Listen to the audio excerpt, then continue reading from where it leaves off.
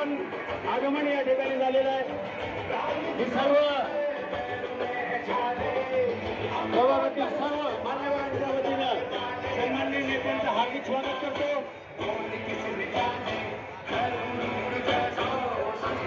दिलीपरावजी देशमुख साहेब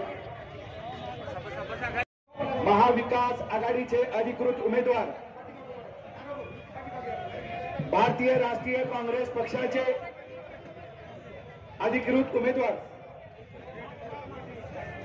आदरणीय शिवाजी कारगे साहेब यांच्या प्रचारार्थ महाराष्ट्राचं नेतृत्व तुमच्या आमच्या सर्वांचा आधारस्तंभ आहे। खरं पाहिलं तर ही संविधान चौकातली सभा जे संविधान बदलू इच्छित आहेत त्यांच्या विचाराला मारणारी ही सभा आहे। ही सभा डॉक्टर बाबासाहेब आंबेडकर साहेबांच्या विचारांना जिवंत ठेवणारी सभा आहे। ही सभा या देशाचं संविधान वाचवणारी सभा आहे। ही सभा महाराष्ट्राचं नेतृत्व, महाराष्ट्राचा विचार पेरणारी सभा आहे।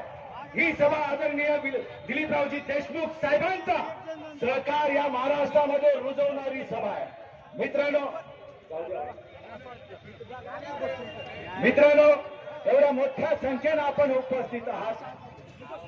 ही सभा या लातूरचा येणाऱ्या 7 तारखेचा मतदान जे होणार आहे त्या मतदानाची निशाणी म्हणजे ही सभा आहे। या लातूर जिल्ह्यामध्ये आदरणीय साहेबांनी संविधान चौक या ठिकाणी ही शेवटची सभा असायला हवी ही संकल्पना का मांडली तर आदरणीय साहेबांनी जे विलासरावजी देशमुख साहेबांचे विचार आहेत, जे संविधान वाचवले, आदरणीय दिलीपरावजी देशमुख साहेबांचे विचार आहेत, जे विचार या संविधान वाचवण्यासाठी आदरणीय भैया साहेबांचे विचार आहेत, ते विचार या लातूर जिल्ह्यामध्ये संविधान चौकात या ठिकाणी या विचारांची रूज आणि या विचारांची भेट रोवली जाते। म्हणून माझी आपल्या सर्वांना विनंती राहणार आहे, येणाऱ्या या मंचावर उपस्थित असलेले सर्व माझे मित्र, आपण आपल्या सर्वांना साहेबांनी पाहिले, आपण सर्वांनी सभा घेतलेली आहे। आपण या स्टेजच्या समोर उपस्थित उभारलेले सर्व माझे सहकारी आपण बाजूला सरका कारण हे आपला प्रचार चालू राहणार आहे आणि 7 तारखेला आपल्या मतदारसंघामध्ये मतदान होणार आहे। ज्या पद्धतीनं मागच्या 40 दिवसापासून 42 दिवसापासून आम्ही सर्व मतदारसंघात फिरत आहोत, सर्व महाविकास आघाडीचे सगळे पदाधिकारी ज्या पद्धतीनं जीवाचं रान करून या प्रोसेसमध्ये इन्व्हॉल्व झाले आहेत, फिरत आहेत, उन्हाची तानाची तमा न बाळगता प्रत्येक जण जे जीव तोडून काम करत आहे आणि त्याला मिळत असलेला सर्वसामान्य जनतेचा प्रतिसाद नक्कीच वाखाणण्याजोगा आहे। या सर्व माध्यमातून आपण बघत असताना समोरच्यांची मात्र धांदल उडालेली आहे।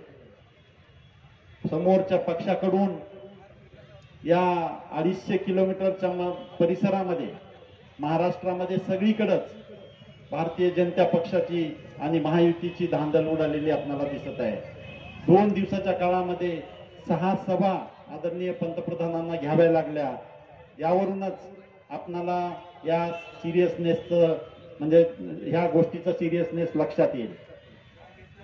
मागच्या काळामध्ये सगळीकडे फिरत असताना ज्या पद्धतीची परेशानी सर्वसामान्य नागरिक सध्या भोगत आहेत, सहन करत आहेत, ती परेशानी सर्वसामान्य नागरिकाची होत असलेली अवहेलना, मग ती शेतकऱ्याची परेशानी असो, सर्वसामान्य जनतेसाठी असलेली महागाई असो, सुशिक्षित बेरोजगारांचे प्रश्न असो, महिलांच्या सक्षमीकरणाचे विषय असो, महिलांच्या संरक्षणाचे विषय असो, विद्यार्थ्यांचे प्रश्न असो, या सगळ्या स्तरावर जी नाराजी सर्वसामान्य सर्व जनतेमध्ये दिसून येते ती नक्कीच येत्या 7 तारखेला मतपेटीमध्ये उतरेल अशी अपेक्षा या निमित्तानं आपण सर्वजण बाळगूया।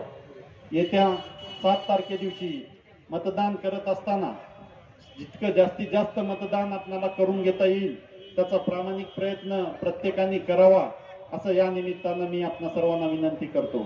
कारण लोकसभेच्या निवडणुकीमध्ये मतदान कमी होतंय अशी सर्वत्र एक आपणाला ऑब्झर्वेशन आपणाला पाहायला मिळतंय सगळीकडं की मतदान कमी होतंय लोकसभेच्या निवडणुकीत. मागच्या 5 वर्षापासून आपण सर्वजण पाहत आहात की ज्या उमेदवारांना आपण निवडून दिलं होतं ते उमेदवार आपल्या सर्वसामान्यांच्या प्रश्नासाठी किती लढले, आपल्या सर्वसामान्यांच्या प्रश्न किती मांडले लोकसभेमध्ये, त्या गोष्टीची विचार करण्याची आता गरज आहे. आपण सर्व सुज्ञ आहात. आपण सर्वांनी येत्या 7 तारखे दिवशी विचारपूर्वक मतदान करावं अशी विनंती मी या निमित्तानं तुम्हा सर्वांना करणार आहे. ज्या संघटनांनी आपल्याला पाठिंबा डिक्लेअर केला आहे आताच, त्या सर्व संघटनाचे मी मनापासून आभार व्यक्त करतो. कारण हे प्रत्येकाचं सहकार्य. मोठ्या जल्लोषामध्ये त्यांचं नामांकन अर्ज भरलं. त्या दिवशीची सभा आणि आजची ही सभा, उद्या आपल्या प्रचाराचा शेवटचा दिवस आहे. तर आपली तो पहिली सभा आणि आजची ही आजची सभा ही दर्शवते की ह्या निवडणुकीचा निकाल काय राहणार आहे. तुम्ही त्याच दिवशी डॉक्टर साहेबांना आशीर्वाद दिले होते. मी त्याही सभेमध्ये हेच सांगितलं होतं की डॉक्टर साहेब, लातूरमध्ये एकच फॅक्टर चालणार आहे आणि ते काळगे डॉक्टर असणार आहे. आणि प्रचार सुरू झाल्यापासून प्रचाराच्या सांगतेपर्यंत ज्या जल्लोषाने ह्या लोकशाहीच्या निवडणुकीमध्ये ज्या पद्धतीने लोकांनी ही निवडणूक हातात घेतलेली आहे, एक आगळं वेगळं वातावरण. आणि प्रत्येक टप्प्यामध्ये जशी निवडणूक लोकसभेची पुढे जात आहे, 7 तारखेला 3ऱ्या टप्प्याचं मतदान पूर्ण होणार आहे. आणि पहिल्या टप्प्यामध्ये आपण सर्वांनी ऐकलं, अब की बार 400 पार. पहिल्या टप्प्याचं मतदान झालं, त्याच्यानंतर 400 पार संपलं. दुसऱ्या टप्प्याचं निवडणुकीचा प्रचार पुढे गेला. त्याच्यानंतर त्यांना सांगावंसं असं वाटतंय की आम्ही संविधान बदलणार नाही. 3ऱ्या टप्प्यामध्ये निवडणूक पुढे सरकते. ते सांगतात आता इंडिया आघाडीचे पंतप्रधान आले तर किती पंतप्रधान होणार आहेत. अजून 4 टप्पे राहिलेले आहेत. 7व्या टप्प्यापर्यंत हे सगळे साफ होणार आहेत आणि भारतामध्ये इंडिया आघाडीचं सरकार आल्याशिवाय राहणार नाही. पंजाब बोल रहा है, पंजाब बोल रहा है, कमल की पोल खोल रहा है.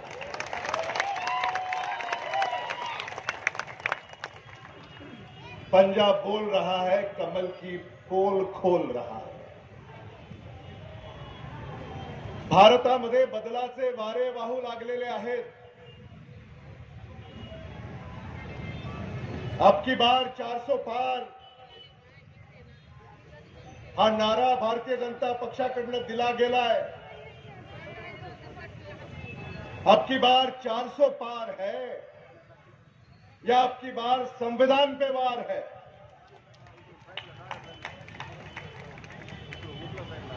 अब की बार 400 पार है या अब की बार संविधान पे वार है, याची चर्चा झाली पाहिजे.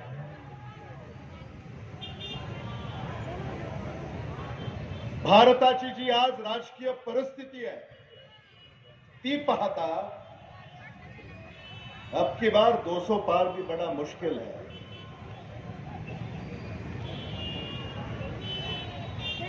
भारतीय जनता पक्षाच्या पायाखालची वाळू सरकते.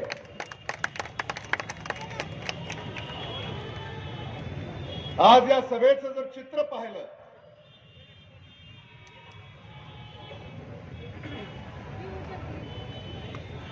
हे बोलकं.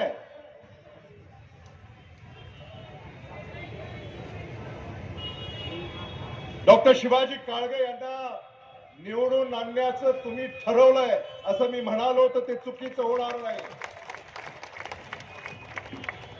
डॉक्टर शिवाजी काळगे यांना तुम्ही निवडून देणार आहात का?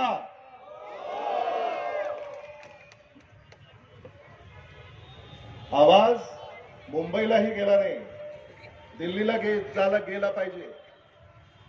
डॉक्टर शिवाजी काळगे यांना तुम्ही निवडून देणार आहात का? ये होईना बात.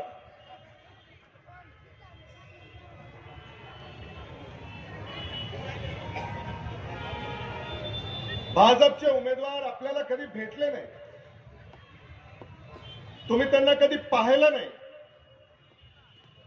तुमच्या सुखदुःखामध्ये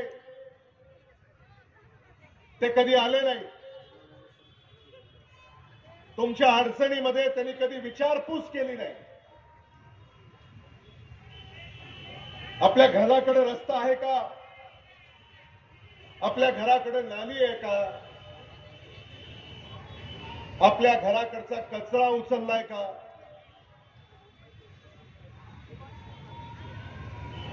आपल्या घराकडं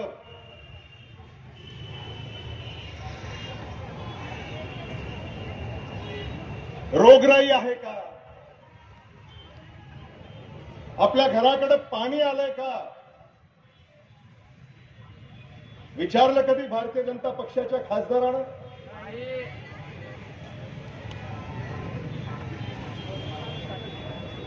आणि म्हणून भारतीय जनता पक्षाचा उमेदवार तुमच्या कधीच मदतीला आला नाही, कधी अडचणी जाणून घेतल्या नाही. कोरोनामध्ये प्रधानमंत्र्यांनी आवाहन केलं घराबाहेर पाडू नका.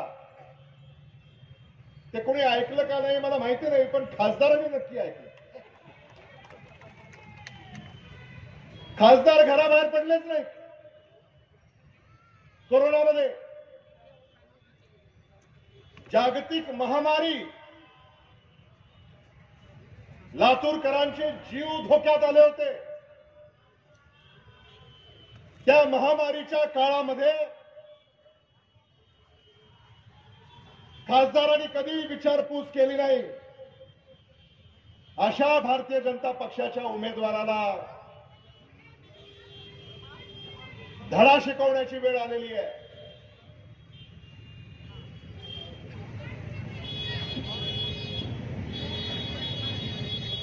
एकदा नाही दोनदा खासदार निवडून गेले.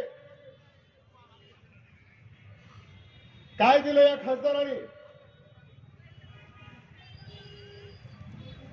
प्रधानमंत्री येत आहेत, मुख्यमंत्री येत आहेत, उपमुख्यमंत्री येत आहेत, गृहमंत्री येत आहेत, रस्ते मंत्री येत आहेत. तीच आश्वासनं. लातूरला पाणी आणू, लातूर पुणे रस्ता करू, लातूरला केंद्रीय विद्यापीठ आणू. 2-3 निवडणुका, तीच भाषणं, तीच आश्वासनं. मराठवाडा रेल कोच फॅक्टरी 2 निवडणुका काढल्या आणि याच्यावर नुसता ढाचा उभा केलेला आहे, त्याच्यामध्ये काहीही नाही. पहिल्यांदा सांगितलं आम्ही मेट्रोच्या बोगी करू, एक निवडणूक काढली. दुसऱ्यांदा सांगितलं आम्ही बुलेट ट्रेनच्या बोगी काढू, दुसरी निवडणूक काढली. आता या तिसऱ्या निवडणुकीला प्रधानमंत्री असं म्हणतात की आम्ही वंदे भारतच्या बोगी काढू. विश्वास ठेवणार आहोत आपण? फसवाफसवी सुरू आहे. आणि म्हणून मराठवाडा रेल कोच फॅक्टरीमधून बोगी आता डॉक्टर शिवाजी काळगेच बाहेर काढणार.